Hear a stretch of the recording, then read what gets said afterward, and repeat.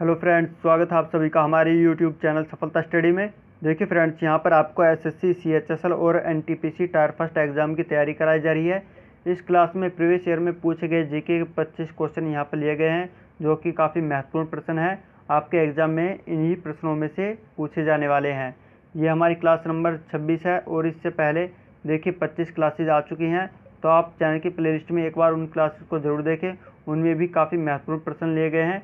देखिए आपके जो एग्ज़ाम होने वाले हैं, इन्हीं प्रश्नों में से प्रश्न पूछे जा सकते हैं। चलिए प्रश्नों की तरफ चलते हैं। देखिए आप हमारे चैनल पर फर्स्ट टाइम आए हैं तो प्लीज़ चैनल को सब्सक्राइब कर लें और इस वीडियो को लाइक कर दें। देखिए सबसे पहला प्रश्न है, काफ़ी महत्वपूर्ण प्रश्न है ये भी, कि भारत सरकार द्वारा राजीव गांधी खेल रत्न पुरस्कार कब शुरू किए गए थे। तो देखिए खेलों में दिया जाने वाला सबसे बड़ा पुरस्कार है ये राजीव गांधी खेल रत्न पुरस्कार।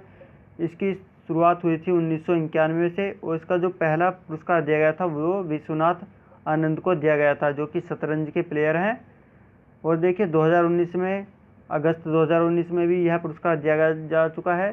तो ये बजरंग पूनिया और दीपा मलिक को दिया जा चुका है।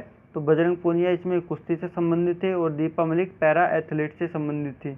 तो आप ध्यान रखें, इसकी शुरुआत 1991 से हुई थी, जो कि प्रथम पुरस्कार विश्वनाथ आनंद को दिया गया था।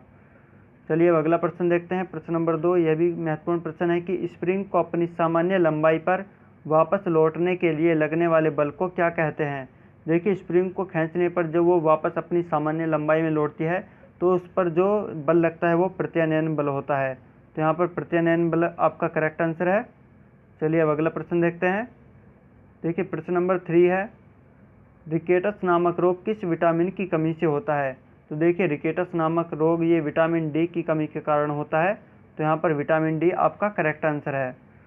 प्रश्न नंबर 4 है, यह भी महत्वपूर्ण प्रश्न है कि चंदावर का प्रसिद्ध युद्ध कब लड़ा गया था। तो देखिए चंदावर का प्रसिद्ध युद्ध था ये 1194 में लड़ा गया था। और ये किन के बीच यह युद्ध हुआ था, ये मोहम्मद गोरी और जयचंद के बीच में यह युद्ध हुआ था। इस युद्ध में मोहम्मद गोरी की विजय हुई थी। आप ध्यान रखिए इस प्रश्न को, काफ़ी महत्वपूर्ण प्रश्न था ये। एसएससी में अधिकतर यह प्रश्न पूछा जा चुका है। देखिए प्रश्न नंबर 5 है कि भारत रत्न पुरस्कार 2019 किन्हें दिया गया था। तो देखिए भारत रत्न पुरस्कार ये 2019 में 3 व्यक्ति को दिया जा चुका है। ये प्रथम व्यक्ति हैं इसमें प्रणब मुखर्जी, जिन्हें 46वां भारत रत्न पुरस्कार दिया गया है, जो कि हमारे भारत के पूर्व राष्ट्रपति हैं और ये पश्चिम बंगाल के रहने वाले हैं। तो आप ध्यान रखें। और भूपेन हजारिका, जिन्हें 47वां भारत रत्न पुरस्कार दिया गया था, ये संगीतकार हैं, ये असम राज्य के रहने वाले हैं। और नानाजी देशमुख, इन्हें 48वां भारत रत्न पुरस्कार दिया गया है, ये सामाजिक कार्यकर्ता हैं, ये महाराष्ट्र राज्य के रहने वाले हैं।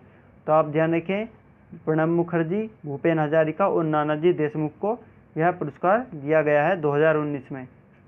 चलिए अगला प्रश्न देखिए, प्रश्न नंबर 6 है, गुरुत्वीय त्वरण स्मॉल जी का मान कितना होता है। तो देखिए गुरुत्वीय त्वरण स्मॉल जी का मान 9.8 मीटर प्रति सेकंड स्क्वायर होता है। तो आप ध्यान रखें, स्मॉल जी का मान होता है 9.8 मीटर प्रति सेकंड स्क्वायर। चलिए अब अगला प्रश्न देखते हैं। देखिए प्रश्न नंबर 7 है, यह करंट अफेयर से प्रश्न पूछा गया है कि भारतीय इस्पात संघ इंडियन स्टील एसोसिएशन ने हाल ही में किसे अपने नए अध्यक्ष के रूप में नियुक्त किया गया है। तो देखिए इंडियन स्टील एसोसिएशन ने हाल ही में दिलीप उम्मेन जी को अपने नए अध्यक्ष के रूप में नियुक्त किया है। तो ये काफ़ी देखिए महत्वपूर्ण प्रश्न बन जाते हैं। प्रत्येक एग्जाम में करंट अफेयर्स से प्रश्न पूछे जाते हैं। तो आप करंट अफेयर्स की तैयारी के लिए आप हमारे टेलीग्राम ग्रुप को ज्वाइन कर सकते हैं। वहाँ पर आपको डेली करंट अफेयर्स और वीकली करंट अफेयर्स हिंदी और इंग्लिश दोनों लैंग्वेज में प्रोवाइड कराए जाते हैं। तो आप हमारे ग्रुप को ज़रूर ज्वाइन करें। चलिए देखिए प्रश्न नंबर 8 है कि मानस वन्यजीव विहार किस राज्य में स्थित है। तो मानस वन्यजीव विहार ये असम राज्य में स्थित है। तो यहाँ पर असम आपका करेक्ट आंसर है। अगला प्रश्न देखते हैं। देखिए प्रश्न नंबर 9 है, लाफिंग गैस का रासायनिक नाम क्या होता है। तो देखिए लाफिंग गैस का रासायनिक नाम है नाइट्रस ऑक्साइड, N2O इसका फॉर्मूला है। तो आप ध्यान रखें, नाइट्रस ऑक्साइड को ही लाफिंग गैस कहा जाता है। अब प्रश्न नंबर 10 है, खिलजी वंश का संस्थापक कौन था। तो देखिए खिलजी वंश का संस्थापक है अलाउद्दीन खिलजी। इनका कार्यकाल रहा है 1290 से 1296 ईस्वी। तो आप ध्यान रखें, खिलजी वंश के संस्थापक अलाउद्दीन खिलजी है। चलिए अगला प्रश्न है प्रश्न नंबर 11, देखिए प्रश्न काफ़ी महत्वपूर्ण प्रश्न है एसएससी में, जो अभी 3 दिन में एग्ज़ाम हुए थे उनमें यह प्रश्न अधिकतर शिफ्ट में पूछा गया है। यह प्रश्न है कि कर्म योद्धा नामक पुस्तक किसने प्रकाशित किया है। तो देखिए कर्म योद्धा नामक पुस्तक को 2019 में अमित शाह जी ने इसे प्रकाशित किया था। तो आप ध्यान रखिए। और ये किस पर आधारित है पुस्तक, ये प्रधानमंत्री नरेंद्र मोदी जी पर आधारित है। इस पुस्तक में नरेंद्र मोदी जी के बारे में विवरण किया गया है। तो आप ध्यान रखें। देखिए प्रश्न नंबर 12 है, बंगाल विभाजन कब हुआ था। तो देखिए बंगाल विभाजन 1905 ईस्वी में हुआ था। ये किसके कार्यकाल में हुआ था, ये लॉर्ड कर्जन के कार्यकाल में बंगाल का विभाजन 1905 में हुआ था। तो आप ध्यान रखिए इस प्रश्न को। अब प्रश्न नंबर 13 है, डेंगू बुखार किस कारण से फैलता है। तो देखिए डेंगू बुखार ये विषाणु यानी वायरस के कारण से फैलता है। तो यहाँ पर विषाणु आपका करेक्ट आंसर है। अब प्रश्न नंबर 14 है, महत्वपूर्ण प्रश्न है ये एसएससी और एनटीपीसी दोनों के पॉइंट ऑफ व्यू से, कि मंगलोर की संधि कब हुई थी। तो देखिए मंगलोर की संधि ये 1784 में हुई थी और ये अंग्रेज और टीपू सुल्तान के बीच में मंगलोर की संधि हुई थी। तो आप ध्यान रखें, इसका आंसर है 1784 और ये अंग्रेज और टीपू सुल्तान के बीच में हुई थी यह मंगलोर की संधि। चलिए अगला प्रश्न देखते हैं। अब प्रश्न नंबर 15 है, जब एक पिंड की गति 2 गुनी हो जाती है तो उसकी गतिज ऊर्जा कितने गुनी हो जाएगी। देखिए यदि किसी पिंड की गति को 2 गुनी कर देते हैं तो उसकी गतिज ऊर्जा 4 गुनी हो जाती है। देखिए गतिज ऊर्जा का फॉर्मूला होता है हाफ mv²। हाफ mv² होता है फॉर्मूला। जब इसमें यहाँ पर इसकी गति को 2 गुनी रख देंगे, v की जगह 2v रख देंगे तो ये 2v का होल स्क्वायर हो जाएगा, 4v² होगा। ओपन करेंगे तो इसकी जो गतिज ऊर्जा होगी वो टोटल पहले के मुकाबले 4 गुनी हो जाएगी। तो आप ध्यान रखें इस प्रश्न को। प्रश्न नंबर 16 है, गौतम बुद्ध को ज्ञान किस वृक्ष के नीचे प्राप्त हुआ था।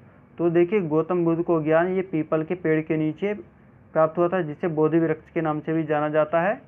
तो आप ध्यान रखें। और ये बोधगया बिहार में इनको ज्ञान प्राप्त हुआ था, निरंजना नदी के किनारे पर। तो आप ध्यान रखें इस प्रश्न को। चलिए अगला प्रश्न देखते हैं। देखिए प्रश्न नंबर 17 है कि समुद्र में स्थित किसी वस्तु का पता लगाने के लिए किस यंत्र का प्रयोग किया जाता है। तो समुद्र में स्थित किसी वस्तु का पता लगाने के लिए सोनार नामक यंत्र का प्रयोग किया जाता है। यहाँ पर सोनार आपका करेक्ट आंसर है। देखिए आप वीडियो को लाइक करते रहें और अपने सभी फ्रेंड्स के पास शेयर जरूर करें। प्रश्न नंबर 18 है, झारखंड राज्य में लोकसभा सदस्यों की संख्या कितनी है। तो देखिए प्रश्न में इस प्रकार से प्रश्न भी पूछे जाते हैं। तो झारखंड राज्य में लोकसभा सदस्यों की संख्या है 14 है। और राज्यसभा की बात देखें तो राज्यसभा में 6 सदस्य हैं और विधानसभा में 82 सदस्य हैं। तो आप ध्यान रखिए, लोकसभा में 14, राज्यसभा में 6 और विधानसभा में 82। चलिए अगला प्रश्न देखते हैं। अब देखिए प्रश्न नंबर 19 है, यह भी करंट अफेयर से प्रश्न पूछा गया है कि आरबीआई ने हाल ही में रिवर्स रेपो रेट को 3.75% से घटाकर कितने प्रतिशत कर दिया है। तो आरबीआई ने रेपो रेट को 3.75% से घटाकर 3.35% कर दिया है। तो आप ध्यान रखिए। देखिए प्रश्न ऐसे भी पूछा जा सकता है कि रिवर्स रेपो रेट में आरबीआई ने कितने प्रतिशत की कमी की है। तो 0.40% की कमी की है। तो आप ध्यान रखें, 0.40% की कमी की है आरबीआई ने। प्रश्न नंबर 20 लिया गया है कि गुप्त वंश का अंतिम शासक कौन था। तो देखिए गुप्त वंश का अंतिम शासक विष्णुगुप्त है। यहाँ पर विष्णुगुप्त आपका करेक्ट आंसर है। और संस्थापक देखते हैं तो संस्थापक हैं गुप्त वंश के श्रीगुप्त। देखिए एसएससी में संस्थापक के बारे में पूछा गया था एसएससी सीएचएसएल में। तो हो सकता है इस बार अंतिम शासक पूछ लिया जाए, तो आप अंतिम शासक में ध्यान रखेंगे। अंतिम शासक विष्णुगुप्त है। अब अगला प्रश्न देखते हैं। प्रश्न नंबर 21, दिल्ली की गद्दी पर बैठने वाला पहला अफगान शासक कौन था। तो देखिए दिल्ली की गद्दी पर बैठने वाला पहला अफगान शासक है बहलोल लोदी, जिनका कार्यकाल रहा है 1451 से 1489 ईस्वी।